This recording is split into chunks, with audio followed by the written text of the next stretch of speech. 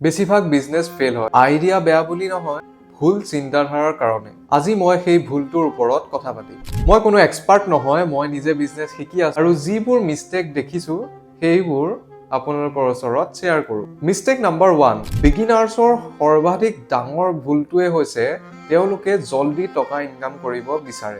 বিজনেছে সময় লয় আৰু স্কিল বিল্ড, ট্ৰাষ্ট বিল্ড এইবোৰ এদিনতে নহয়। ইনষ্টাগ্ৰামত দেখা 1 মাহ ইনকাম এইবোৰ বাস্তৱ নহয়। মিষ্টেক নাম্বাৰ 2, বিগিনাৰ্ছে একেলগে চব কৰিব খোজে। লোগো, ৱেবছাইট, ভিজিটিং কাৰ্ড, বাট কাষ্টমাৰ নাহে। বিজনেছ আৰম্ভ হয় কাষ্টমাৰৰ পৰা নাকি পোষ্টাৰৰ পৰা।